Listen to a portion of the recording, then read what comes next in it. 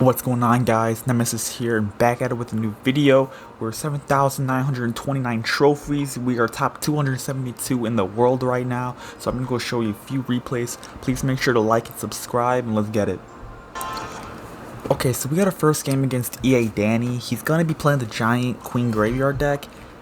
And to be honest with you, this deck's kind of hard to play against just due to the fact that they could literally just giant graveyard you at the bridge and you can't really do a thing about it, especially if they catch you with a bad cycle. They could literally just giant graveyard you and your tower is just gone. Like, there's nothing you can do about it, and it's kind of like annoying. So with that being said, you really have to make sure you're cycling right in this matchup. Any like cycle that is bad, they're just going to take advantage of it, and you could literally just potentially lose your tower because of it, which is pretty annoying. So I'm just going to cycle the Pekka on top of the Giant. I make sure to cycle the Pekka high, just due to the fact that if I cycle my Pekka low, he could potentially graveyard me. My Pekka would get distracted by the graveyard, so always make sure to Pekka high when they Giant like that. We're kind of be just chilling here. I'm just going to take the Bandit on top of the Queen, just play a little passively. Like I said, make sure that my cycle isn't bad. I think I'm just going to take the E-Wiz on here just to build a little bit push. And also, if your cycle does seem a little bad, it's pretty important to use the cards you have on the field already as a push. So like if you have like a ghost and you potentially need that ghost for the defense because you think he might giant graveyard you, it's important to kind of just pressure him right then and there to force him to defend instead of being aggressive. So let's take that into the consideration. He's gonna go for minions here, and at this point I thought he was just gonna go for giant graveyard at the bridge. So I was kind of getting ready right there with my ghost. He's gonna play the Queen in the back, which is fine. I'm just gonna be chilling here. I'm just gonna take the Fireball. Always gonna Fireball the Queens and stuff. He's gonna play the Giant. I'm just gonna take the Pekka again. Pekka high a little bit. See what he wants to do here. There's this graveyard. Obviously, when the graveyard, you just wanna Magic Archer low and E-Wiz high and stuff like that, just like that. Take as minimal amount of damage as possible. Also want to just space everything out just so they try not to get as much spell value, but with arrows, it's pretty much impossible. That thing has like unlimited range, unlimited radius. So yeah, we're just gonna battle ram opposite lane here immediately with a Magic Archer, just due to the fact that I feel like he was trying to start to get his rhythm a little bit, so I want to make sure I stop that and start to pressure him so he can't just continuously spam me with graveyards. I want to take control. I'm just gonna ghost again and batter him and immediately Magic Archer just to keep the pressure up, so he can't really like use graveyards on me. He's gonna go for a really nice Queen right there. And that being said, I'm just going to take the Fireball of the Queen, you know, nothing too crazy. Don't want to put my E-Wiz, it's just not the play. E-Wiz is just going to die, and I need that E-Wiz for defense. So, yeah, he's going to go for the Giant Graveyard, the classic Giant Graveyard at the bridge. I mean, just E-Wiz to the side, Ghost right there. I kind of wanted to, like, E-Wiz right there, just due to the fact that if I E-Wiz on top, my E-Wiz would potentially take some damage, so yeah, I'm just going to go for a batter immediately. He's going to go for the Snowball. Since he went for the Snowball, I went for the Prediction Fireball. And then that was a really nice bias. So he's going to go for the Giants. We're chilling here. I'm just going to go for an E-Wiz on the left-hand side to kind of snipe the Dark Prince and start hitting the Giant. So yeah, we're chilling here. I'm going to go for the Royal Ghost. And immediately I'm just going to Pekka this, because if I Pekka right then and there, he's going to have a pretty hard time to deal with it.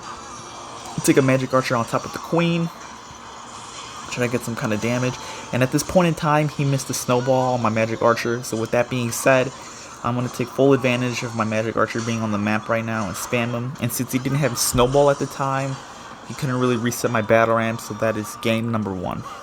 Let's move on to game number 2. Okay, so we got our next game against Crisp Tarta. He's going to be playing Goblin Giant Sparky with Zappies in it. I've never really seen Zappies in the Sparky deck, but this guy runs it, so I'm going to show you how to play it. Just kick things off with the Bandit in the back, you know, just a safe play to do in any matchup. He's going to go for the Bats, which is fine. And then this is where he goes for Sparky. So when they go for Sparky, I'm just going to pressure with the Batarang opposite lane just to kind of force some Elixir out so they can't build a big push on me. We're going to get a little bit of damage here with that one Barbarian. That being said, I'm just going to E-Wiz in the corner right here. And to see what he wants to do here. I take a zap on top of this Sparky as well, even though I had my E-Wiz. But the reason why I did that play was just due to the fact that some Sparky players, they love to like zap the Electro Wizard if they have zap in hand. So they'll zap the E-Wiz right before the Sparky, or right before the E-Wiz would like shoot it.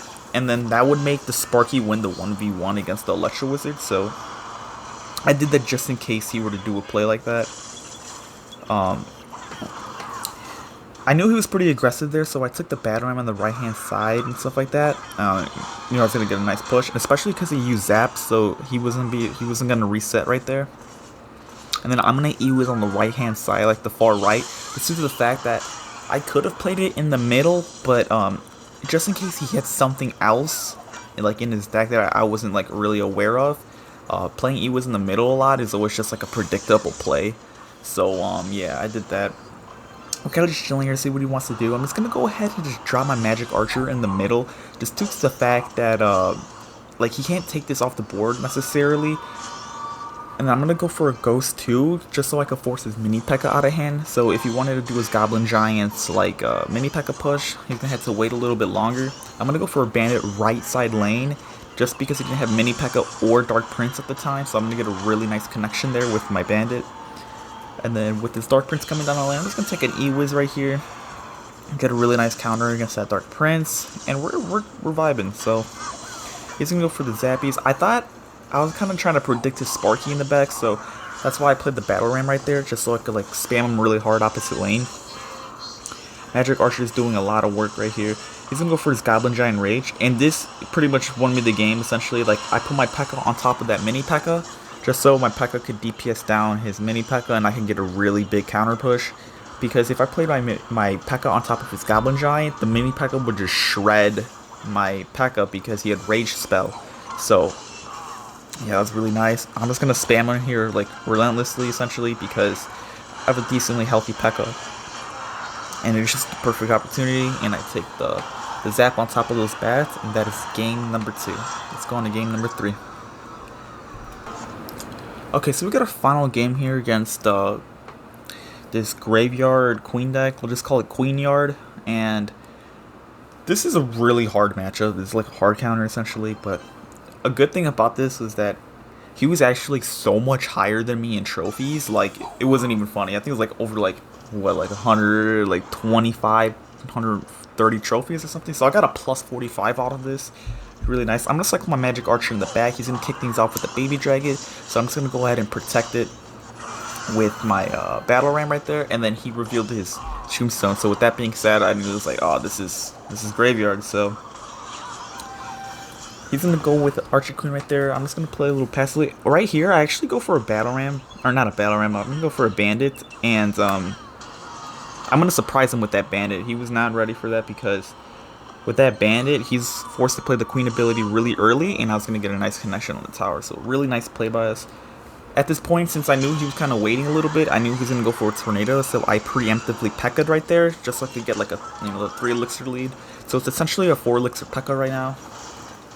He's going to kick things off with a Baby Dragon in the back, so I'm just going to play my Electro Wizard behind the Pekka. Try to get a nice push going. He's going to go for a Tombstone as well, so I'm just going to take that Fireball value, really nice Fireball. And we're chilling here. I'm not going to play too aggressively yet because he has a Queen. I really don't want to play into a Queen at all because like this just happens. So yeah, it's pretty bad. Kind of just chilling here, see what he wants to do. He's going to play a Valkyrie in front of the Queen, which is really, really good play by him. Really hard for Pekka players. Like if they don't have Pekka in hand, like it's a really good play against Pekka for them to just play like their big tank in front of their Queen like that. And so we're kind of just chilling here, see what he wants to do.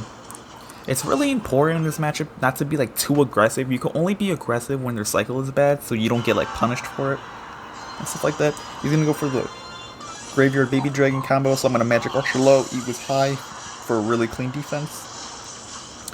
And then since he played his Graveyard, I could just go for my Pekka in the back, knowing that he can't really punish me at the time. So we're chilling here.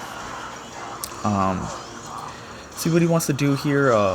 At this point in time, like, I'm just looking to build a big dueling push. I think I could have gone for a Battle Ram to kite, but I'm not too sure if that would have been a better play or not. I'm gonna go for a Magic Archer off to the side like that, trying to space everything out just in case if he wanted, like, to go for a poison.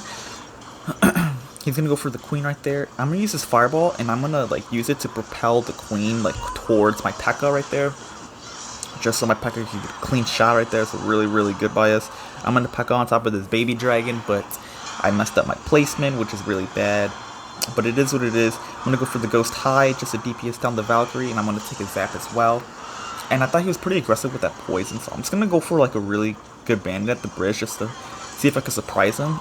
And it worked out in my favor a lot. It forced his tombstone out of hand, so I'm gonna try to protect this Magic Archer as much as I can, but unfortunately Magic Archer's gonna die. But that Battleman was really, really good because he didn't have Tombstone in rotation and he was really low on Elixir. I'm going to go ahead and take the Fireball on the Queen. I'm going to pressure immediately with the Bandit because he doesn't have Valkyrie in rotation, and that is game number 3. So thank you guys so much for watching. I'll do more videos in the future.